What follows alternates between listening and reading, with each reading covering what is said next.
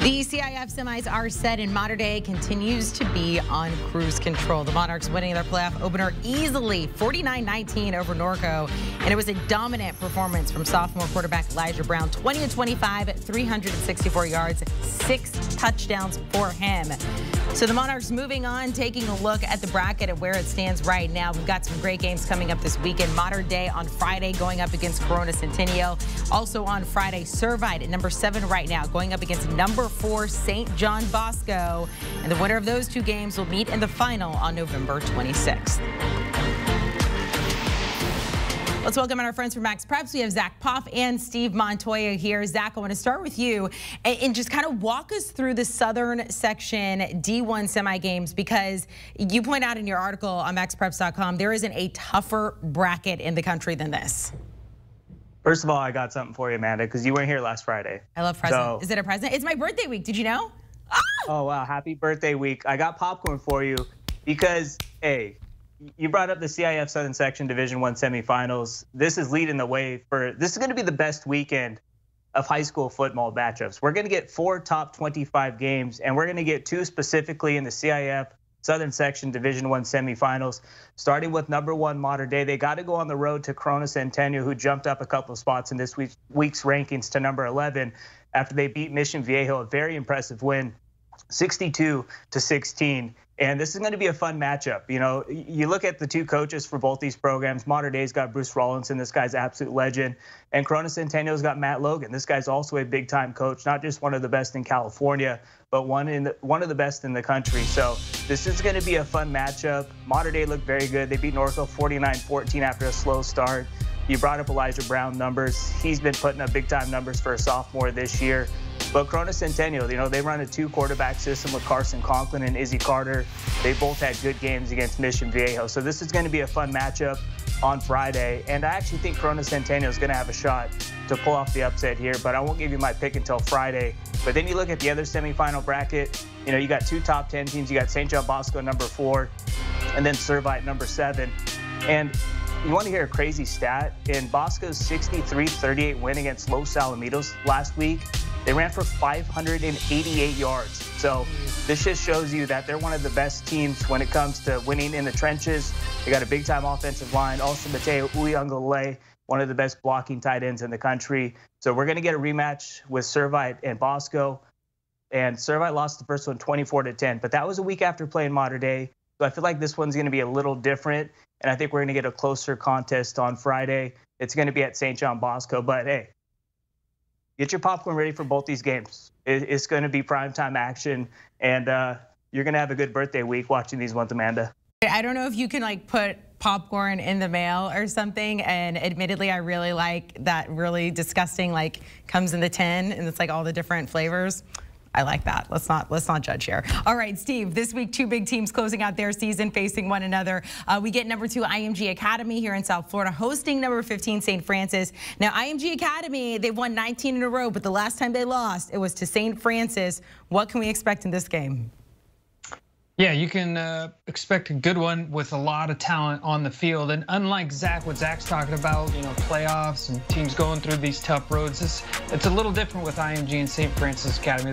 They're the only 2 teams right now in the top 25 that won't compete for a state title. So IMG right now is in the number 2 slot, but if some of the teams behind them have to go through these tough roads to win a state title, you never know, IMG could be bumped out. And St. Francis Academy, they lost an early season matchup to St. Thomas Aquinas. They bounced back and won some big games, including beating De La Salle. They have beat IMG before. IMG's without their quarterback, a freshman, will get the start. So I don't know. This one's looking pretty good for St. Francis Academy, but obviously IMG is still loaded up and down with talent.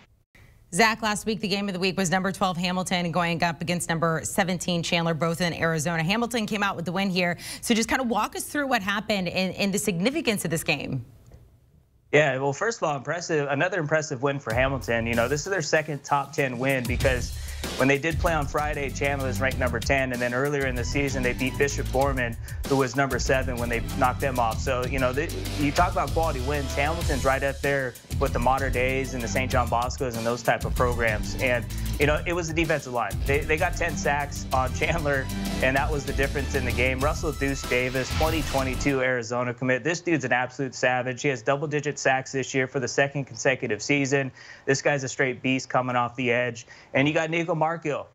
Our guy Matt Coca is going to love this dude when he gets to West Virginia. He's a 2022 West Virginia commit.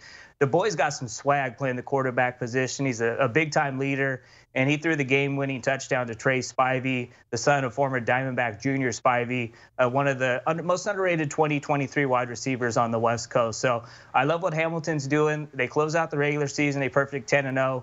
They're going to be the #1 overall seed in the Open Division playoffs, and there's a good chance we're going to see a rematch between Hamilton and Chandler in the 2nd week of December at Arizona State. So, Hamilton's going to have a good chance to finish ranked in the top 10, though, if they do win the Arizona Open Division State Championship.